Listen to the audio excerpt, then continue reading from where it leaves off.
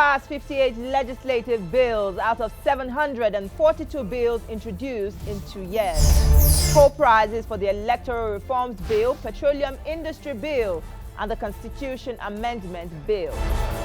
More reactions as Twitter ban split the House of Representatives. This is the Hallowed Chambers. I am YUSUF.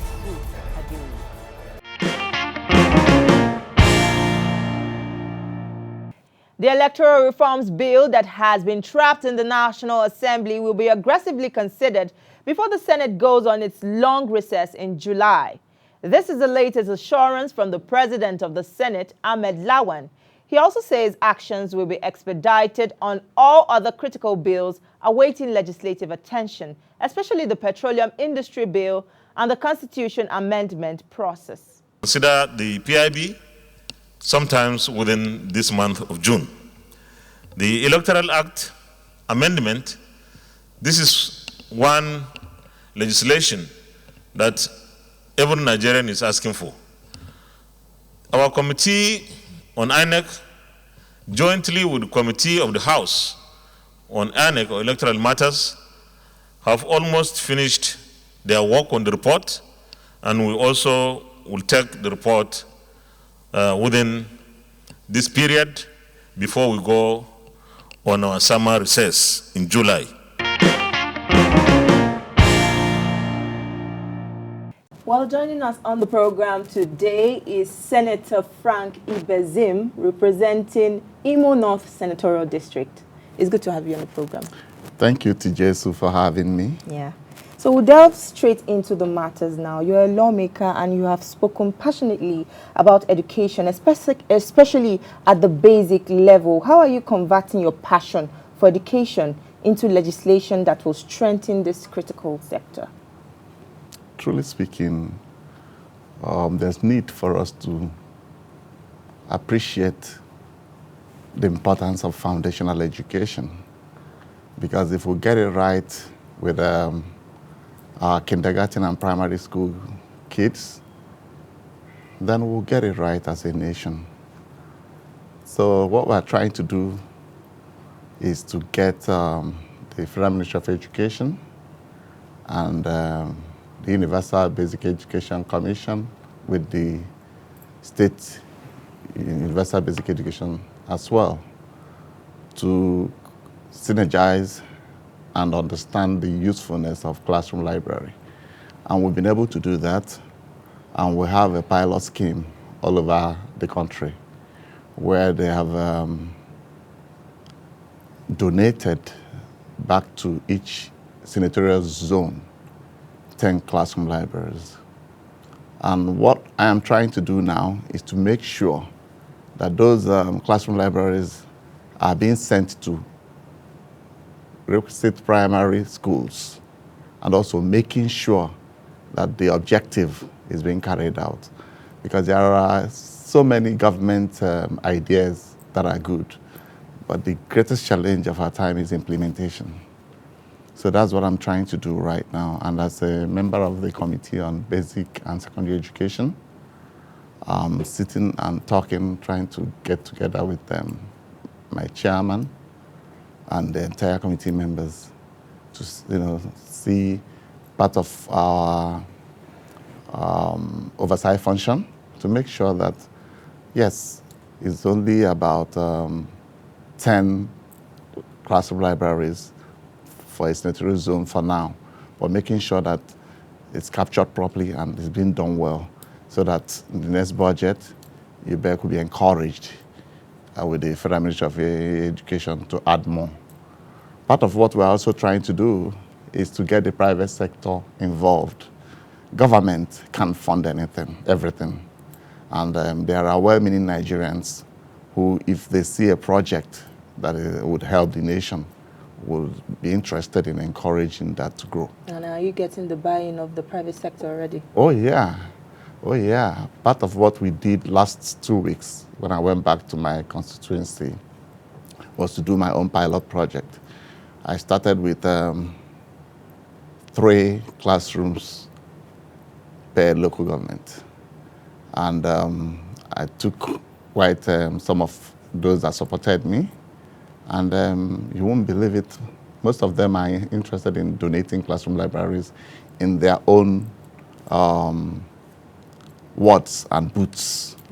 And, you know, once we can start from there, I believe that it will go through the entire nation. And once we can get education right foundationally, it will curb a lot of challenges. And what would you say, so far that you have embarked on this project, what would you say has been lost to the decline in the reading culture in the country? Well, you know that during our time, we at least had libraries. And I can't see real functional libraries today. I'm not talking about even state capitals, not to talk of local government areas. So the truth is education has suffered. And one way to begin to get it right is to catch our young children and, you know, encourage them to have a reading culture. And part of what we're trying to do is not just putting classroom libraries in the classroom, but having our parents buy in.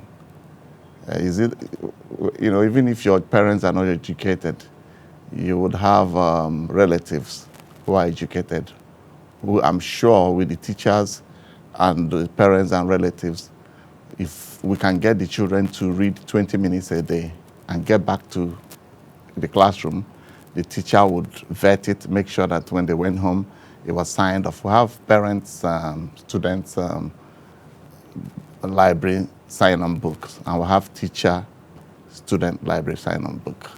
So what we're trying to do is get our parents involved and get the teachers involved.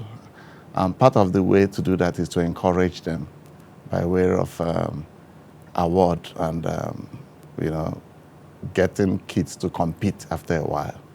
Once we encourage our people, I believe that the responses will be good. And how soon do we see this coming to play? Well, we have started. Part of what we're doing. I went to Imo.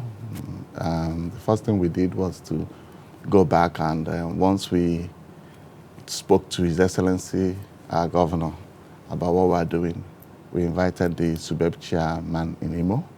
And then we now went to locate those classroom libraries that were donated last year.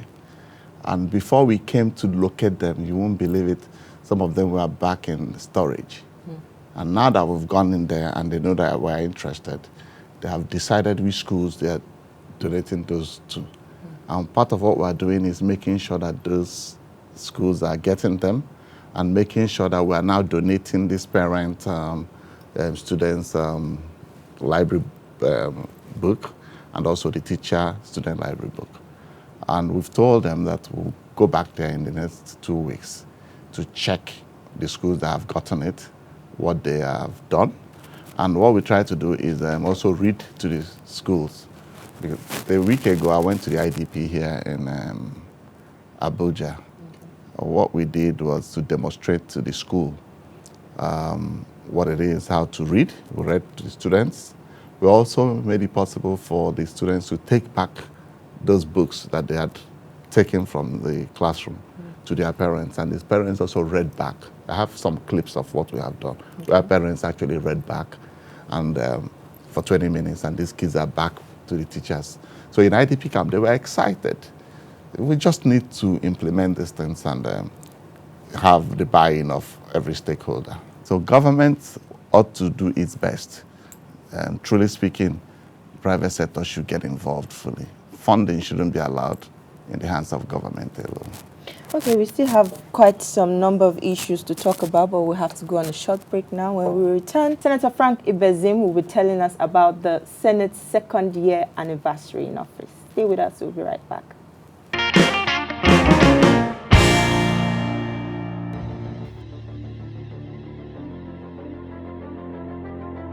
At TVC Communications, we're all about our audience. Millions of viewers, listeners, and readers every day all around Nigeria. With News Bureau and studios around the country and the ability to go live anywhere, anytime, we are first for breaking news in Nigeria. Awarded the NMMA TV Station of the Year, TVC News is the station of choice.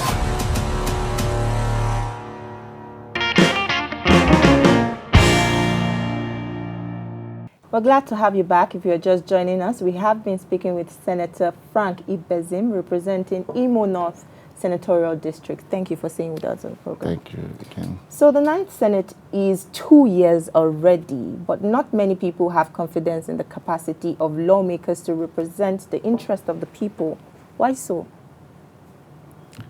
Well, again, I believe that people think that the way to be a great legislator is when they see you fighting with the executive. Well, I've only been a senator for barely a month, but I can tell you that the leadership of the Senate under Senator AHMED has done quite well. I say so because what would be the most important thing is to hold the Senate together first. And I believe as the chairman of the National Assembly, he has not only held the Senate closely, he has also held the entire National Assembly. There's a relationship, great relationship between the Senate and the House of Reps. And you know that senators, you have a lot of accomplished Nigerian citizens. So being able to manage everybody and bring them together is a plus. However, having said that, Nigerians are only going to talk about development. 2 years of the National Assembly. You can't talk about the National Assembly without talking about the other two arms of government. Because if Nigeria is adjudged as doing very well, then you can say that the National Assembly is doing very well. If we have a lot of insecurity, youth restiveness, and all these myriads of challenges, it will be difficult for them to give the Senate thumbs up. But truly speaking, this Senate has been able to support the executive the way it ought to support them, and has also been stern at situations and points when it ought to be stern. Since the Fourth Republic, this is the first time that the budget in Nigeria has been implemented fully. So with that, you can give the Senate some kudos. But oftentimes, the Senate is being accused of being a rubber stamp.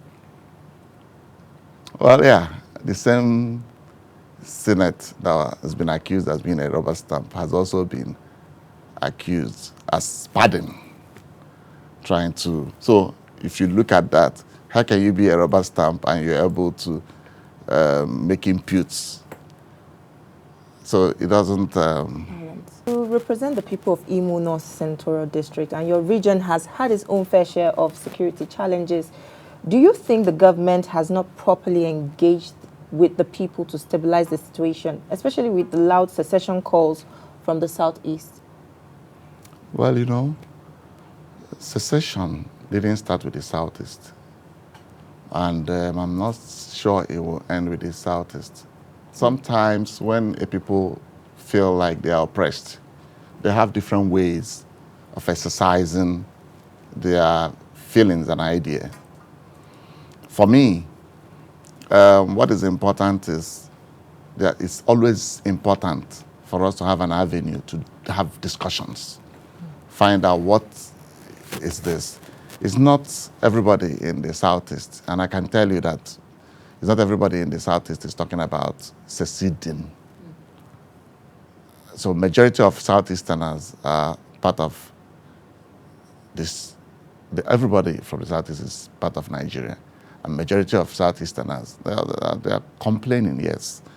But part of the complaint is the same thing that the Southwest is complaining, or South-South, and that is why we're talking about review of the Constitution. Without complaints, there won't be any need for review of Constitution.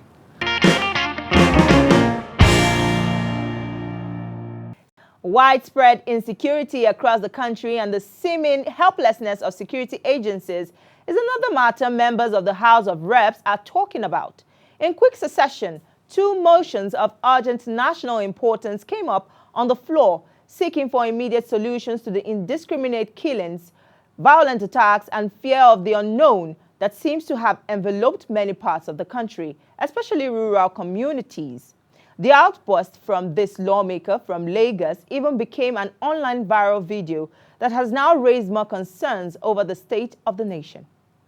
Dear colleagues, the most hated person in the world is the person that speaks the truth. And people will not want to listen to the truth because they do not want their illusion destroyed. Mr. Speaker, dear colleagues, I think enough is enough. We need to address the main issue now. Where are we?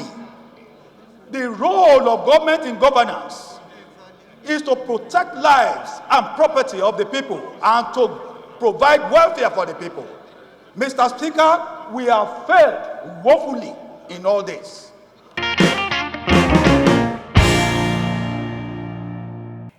Opposition rep members are not comfortable with the directive of the Speaker to relevant committees to investigate government's Twitter ban and report back to the House in 10 days. Lawmakers of the People's Democratic Party insist this action is undemocratic and calls for an outright reversal of the ban. But Speaker Femi Gbajabiamila did not allow the minority to have their way, as he turned down an attempt to ask the federal government to review the Twitter ban. But this move infuriated the opposition, and they all walked out in protest. Honorable Gagdi.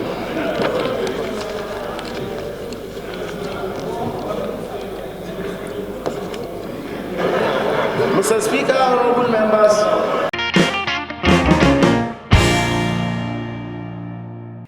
Joining me now is Honorable TAJUDEEN YUSUF, representing Kababunu Federal Constituency and a member of the People's Democratic Party. You're welcome. Thank you. You are one of those who staged a walkout at Tuesday's plenary. Why are you opposing the government's suspension of Twitter? There are basic fundamentals that guides a man's decision. First of all, you look at if the action is just and fair, and two, you look at if the action was taken with due diligence and procedures followed. As a just and fair, I feel the federal government is not fair and it's not just. And it's to boil that a second reason. I'm not that a Twitter savvy person, but I know that there are procedures to which the tweet comes down. You complain about it. When you complain about it officially, look at it. If your complaint is upheld, that statement is brought down.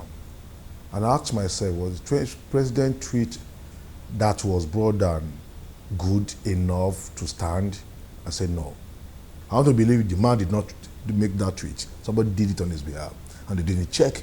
But rather than accepting that the man did wrong, they ought to both face. So I feel that the president and the presidency, the government did not go through the right channel, and two, and I felt the tweet itself was wrong. So these are the reasons why I'm not holding brief for Twitter. They've always been right. They did some things that I feel are not in order and on toe, but we're wrong in our approach. And I think, conclusively, that it's not that because they want us to believe that it was because of the security issues. And if it was security issues, you'll have complained to Twitter been issued before now. Until the president's tweet was brought down, nobody complained about Twitter from government. It means those who ought to do their job were sleeping. But many have also argued that the action of the microblogging site was part of a conspiracy game against Nigeria. So truly to secure Nigeria now is to ban Twitter. But what has the government done to convince citizens that they can leave their liberty in their hand? You earn trust. Nobody give you trust.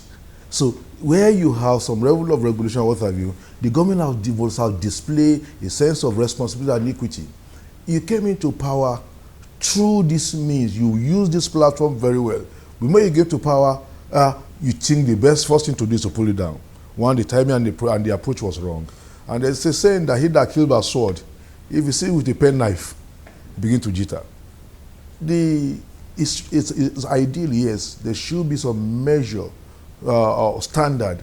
And what I'm saying, as the government complained to Twitter officially about those tweets before now, but I know they complained after the president tweet was brought down. That was talking about when tweet was brought down. So, and again, have we seen the same speed in security issue? Have we seen the same reaction when Fulani or headsmen take certain action? People begin to feel there's a perfidy in your reaction. If you see, trust is one of the fundamentals that bring peace. When you don't try and be, lack of justice or perceive, even if it's perceived, lack of justice, because perception is reality. If I don't have a perception that you display equity and fairness, why will I trust you? But many have also argued that the action of the microblogging site was part of a conspiracy game against Nigeria. So why would there be conspiracy against Nigeria? In 2014, when the president and his team used the Twitter against the government, there was no conspiracy against Nigeria. So when you are now in power, there's conspiracy. When Rufai told us on Twitter, the whole world, that Jonathan was the one sponsoring Boko Haram, that the government of Jonathan dropped food items for Boko Haram and what have you. He went further that it's an attempt to reduce the population of the North because of 2015 election. I mean, there was no conspiracy against Nigeria. When they moved in, Amechi Rufai went to the US and came on the same Twitter that they should not sell arms to the government then. See, why is it that when things come against you, you want to kind of hoodwink everybody to mean that you are defending the statehood of the integrity of the nation? I am not in any way holding brief that there are no negative consequences of certain liberty. I agree to that. But what I'm saying is that, have you, as a people, as a government, shown commitment to checking these SSCs that we see physically around us? You live in Abuja. Is Abuja the same it was in 2015 and now? Mere traffic rules are not observed again in Abuja. Has government taken action to bring some sanity to traffic in Abuja? It is abnormal to obey traffic rules in Abuja. It's abnormal. You are sick. People will be wondering what's wrong with you. If the light is red and you stop.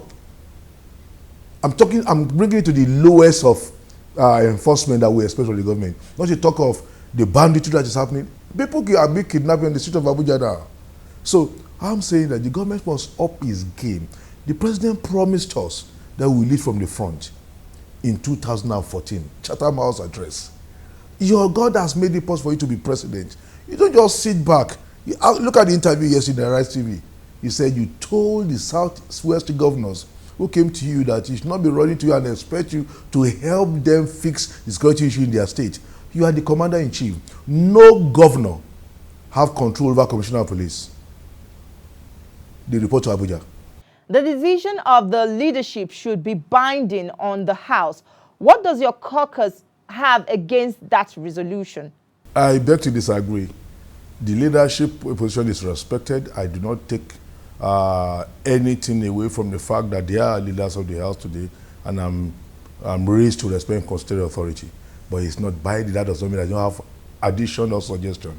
And in position, and I want to correct one impression. The leadership position is not a resolution of the House. It was a letter read by the Speaker.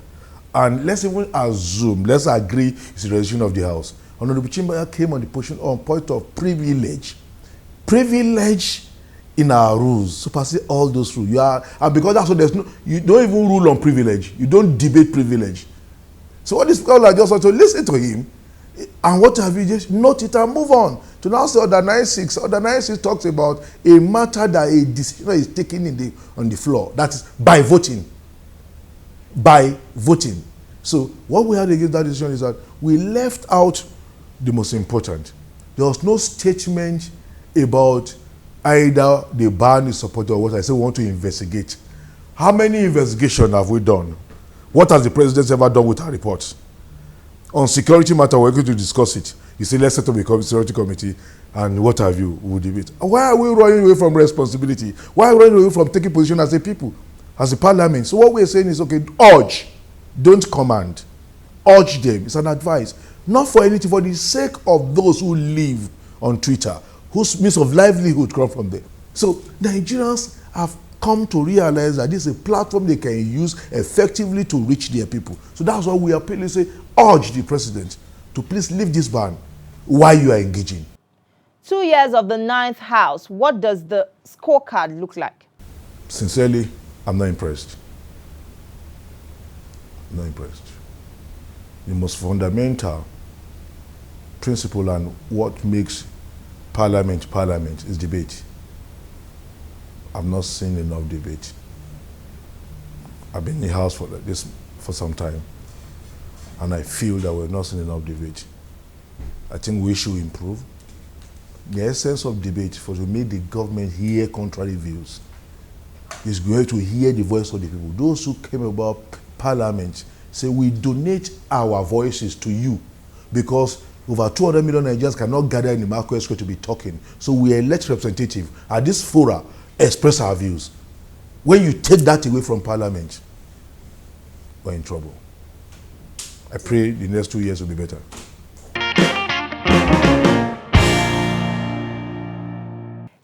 That is all on our program this week. Do not forget to follow us on all our social media channels. Also subscribe to our YouTube channel to get fresh updates on the program. You can find me on Facebook and Instagram. Join me as we continue the conversation online. Thank you for watching. See you next time.